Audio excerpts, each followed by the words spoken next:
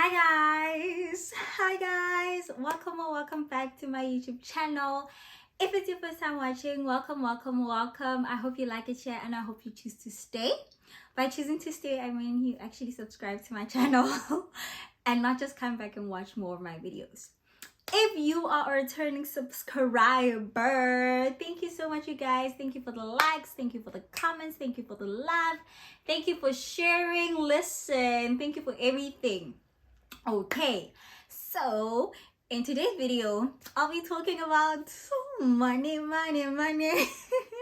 Always funny in a rich man's world. I'll be talking about money, guys. Okay, so in my previous video, I spoke about how much it actually cost you to come to Korea, right?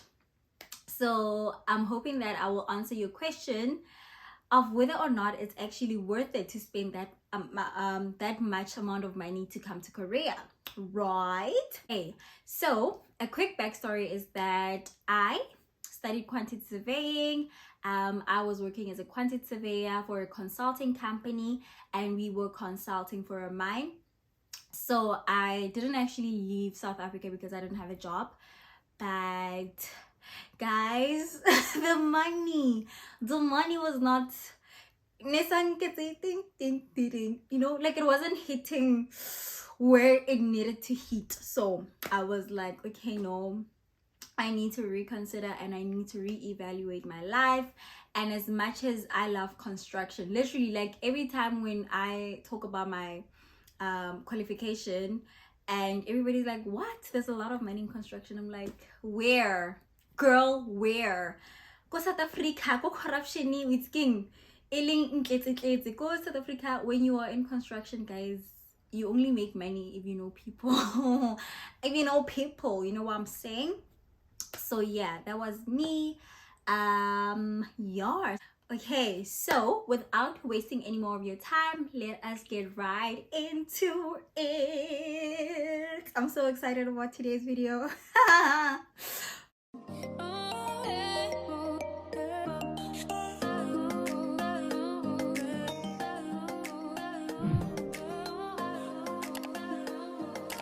Okay, so in front of me, I have 1, 2, 3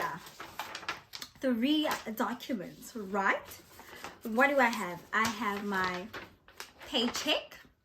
I hope you didn't pause to try and figure out what is here, but anyway, I have my paycheck.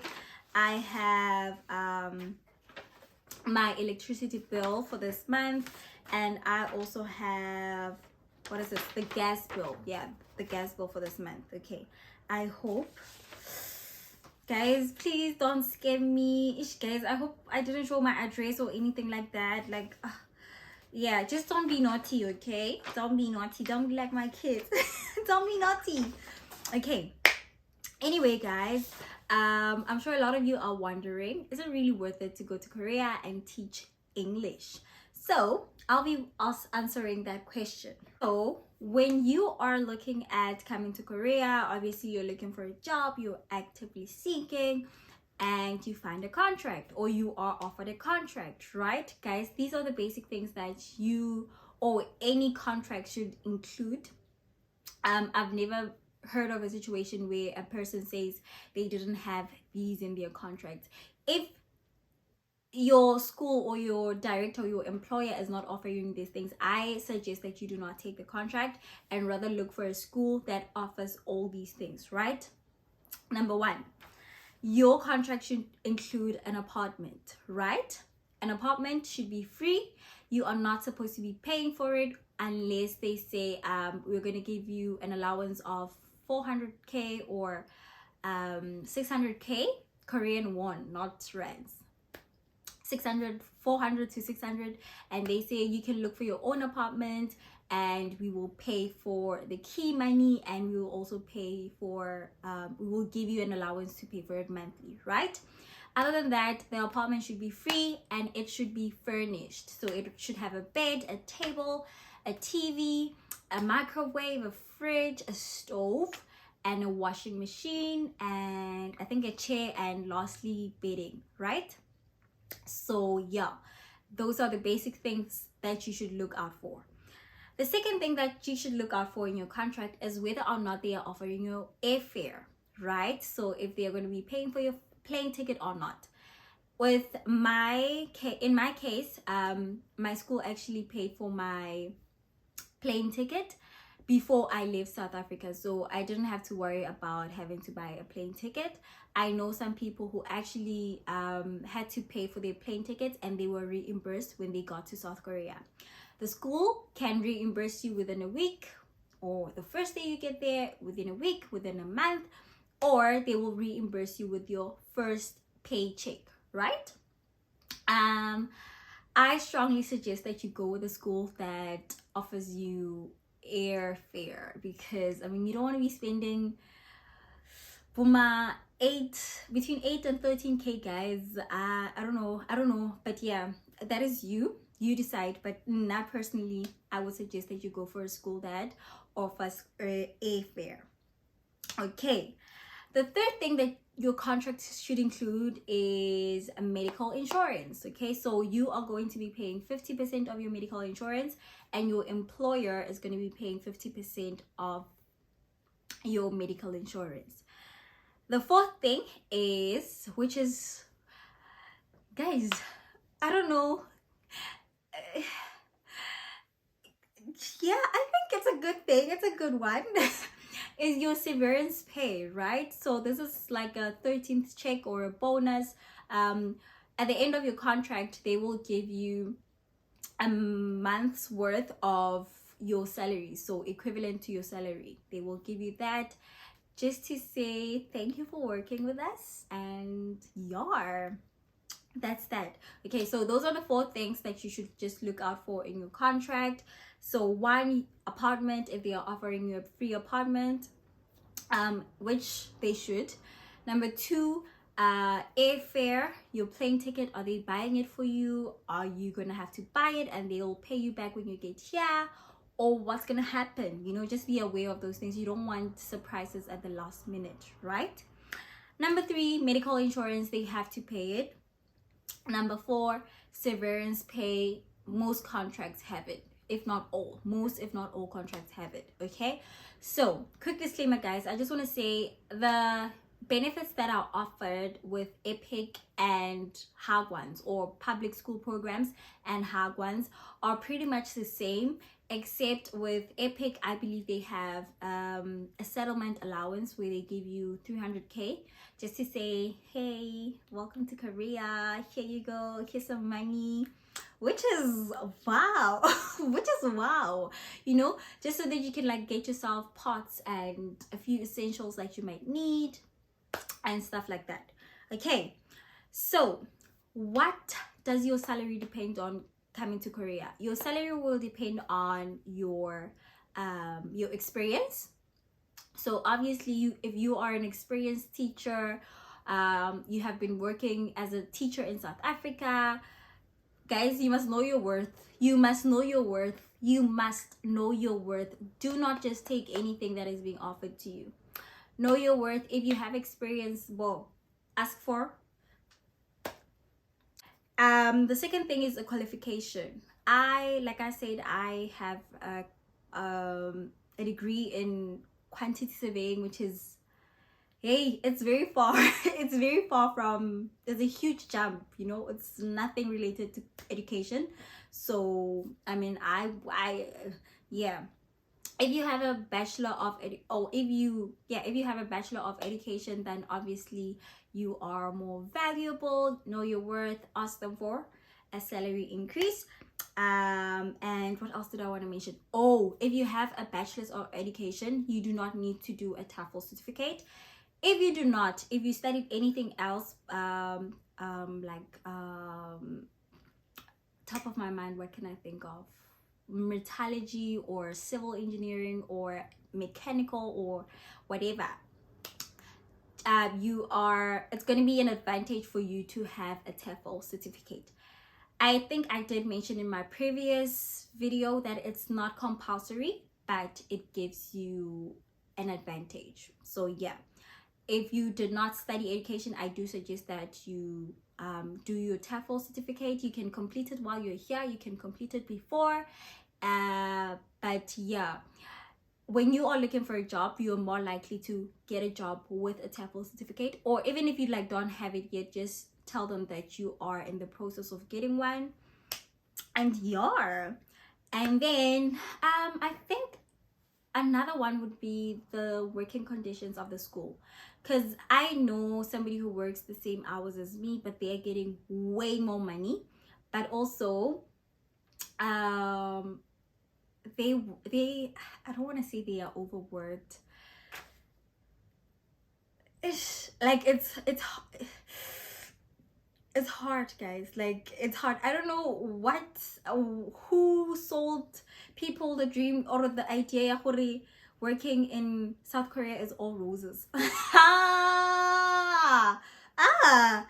At the end of the day, guys, this is a job, you know. Maybe you definitely will get less working hours. You'll get a more relaxed environment with public schools. But with Hagwons, the Hagwons business, guys. They want the money, and the parents are paying a huge amount of money, so they expect, you know, top tier quality education. So yeah, you really have to work really hard.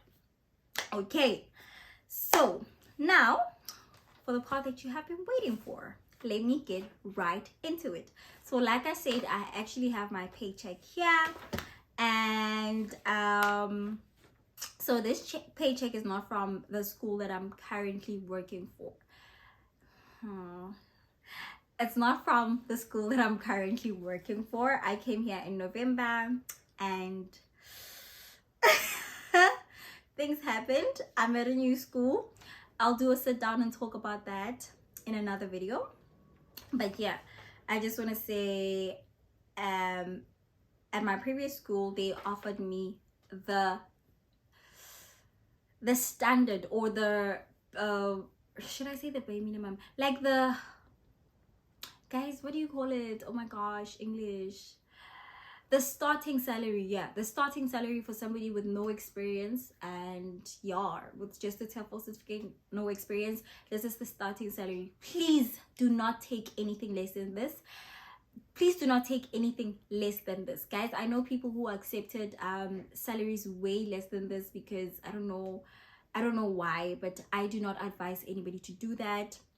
So the salary ranges from 2.1 million Korean won to, you can get as much as, I believe that there are schools that pay up to 3.1 million won. I don't know. But obviously, if you do not have experience, or if you do not hold a bachelor's of education degree, that is very unlikely that you get a salary like that high, you know.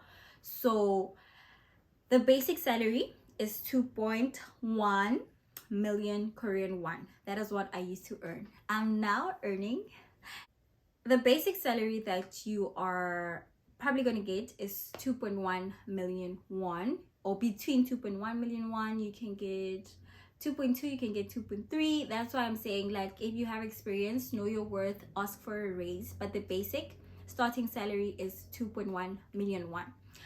As of today, the 20, no, why am I 20? The 5th of December. Sure. Guys, what am I thinking? Okay, the 5th of April, right, today, 2.1 million Korean won is now equivalent to 25,313. To be honest, it was a little bit more when I checked it like 2 months ago, because the rand was not as strong as it is now. The rand is doing very good, so obviously the currency, or the, what do you call, the market is very volatile, and the currency will fluctuate, and you know, yeah. Anyway, as of today, it is 25,313, 2.1 million won, right? And then they will deduct four things. I would say two big things, but I have four deductions. I'm not sure what the other two are, but they are not that how can I, they are not that, it's not a huge amount of money, so I'm not complaining. Okay, so number one is your income tax. In my income tax deduction, guys, azange ka bona income tax e gotla se bjana mo bophelong ba ka. Ha ke itse gore ke how many percent yona e. Like, it's amazing. Anyway, income tax deduction is 22,740,000 Korean won. That is equivalent to 274 rands. 274 rands. Nahana taxi ya ko South Africa ele 274 rand. Nahana fail. Anyway, I then have my local tax, which is 2,270, which is 27 rands. Which is 27 rands, guys. Or I can't complain like a 27 rand. And then I have my health insurance. So like I mentioned, my school pays for 50% of my health insurance, and I pay for 50% of my health insurance. My health insurance is 72,030 Korean won, which is 868 rands, right? And then the last thing that I have here, which I'm not sure exactly what it is, but I'm paying it anyway, is my long-term recuperation. I'm not sure what that is, but yeah, I need to find out what that is, and I need to find out if other people are paying for it, because I don't want to be ripped, you know. And that is only 99 rands and 90 cents, which is like 100 rands, which is a lot of money actually. 100 rand. How many boxes of Oreos would I get for that? How many boxes of Oreos? Because I love Oreos. I'm obsessed with Oreos. Well, and other things, but yeah, that's what I can think of. Anyway, my total deductions add up to 105,330, which is 105,330,000. 105,330. Yeah, 105,330, which is equivalent to 1,269 South African rands. And then, so after the deductions, which are compulsory, there's nothing I can do about that. I am left with 1,994,670, which is 24,043 rands, right? Finished. And I obviously have to pay for my utilities, so I have to pay for my what do you call this, my gas. I have to pay for my gas, and I also have to pay for my electricity. Luckily in Korea we don't pay for water because the water is dirty, so there's no point in paying for it. Well, I don't know, whatever. Anyway, so I have my two bills with me today. Okay, one of it fell, let me just get it. Okay, so I have my two bills with me today, guys. I think it would depend on the month, the season. Yeah, the season. I've paid way more than this in December. December and January, I saw flames. Yeah, I saw flames. I was like shook. I was like, what? Because I had my gas on the entire time. Like, I would leave, go to work, and leave my gas on for like 7 hours straight and come back, and my room was like hot, like it's burning. Like, yeah, those were the days. But at the end of the month, when I got my bill, I was like, what? Such a huge amount of money. What the hell was I thinking? So yeah, oh my gosh. So it would obviously depend on how you use your gas, how long you have your floor heating on, how long you switch on your geyser, how long you cook, how often you cook, what else? Yeah, stuff like that. So obviously my bill or the amount that I'm paying won't be the same as the next person's, because we don't live like we don't live the same way, right? Personally, for me, I love cooking, but the bill is not that much, surprisingly. But I don't cook enough, actually. Yeah, I don't cook enough. I could definitely do better than this. But yeah, I love cooking. I get cold very easily, so I have my floor heating on most of the time. So yeah. Okay, so my gas bill for this month actually amounted to 56,450, which is 680 rands, right? I have paid way more than this. I think it was like 76,000 here, which was ridiculous. It was so much money, and I was like, what is going on? And then the following month, I think I had to pay 80k. And listen, my soul almost left my body, because wow, that's a whole amount. That's a lot of money. Anyway, my electricity bill for this month amounted to 24,270, right? Which is 298,000. So I would say 300. So 300 and 680. And then I have to pay for my for the apartment's maintenance bill, right? Just so in case anything breaks, they can come and fix it, and I won't have to be charged. Like maybe if the lights break, or if, I don't know, whatever breaks, then they can just repair that. And maybe if I leave something broken in the apartment, they would take from that money and fix it, I believe. Okay. And then another thing that I have to pay for is my phone bill. Oh, I took out a phone. I took an iPhone 13 Pro, which is the one that I'm filming with, because I knew I wanted to start a YouTube channel. So I knew I needed like quality videos. So I took a phone, and I am paying 1,629 for that. And okay guys, while I was editing, I actually realized that I forgot to mention that I only pay 1,600 for the first 4 months of my contract, and then day after I pay like between 800 and 1,000 rand, and I took a 2-year contract. So yeah. I would say my groceries, I spent anywhere between 200 and 400k monthly, which is round about like 3,000 rands. Obviously it would depend on the month. I don't buy like the same things every month. If I got a 10 pack of milk this month, it's probably gonna last me like 3 or 2 months, so I'm not gonna have to buy the following month.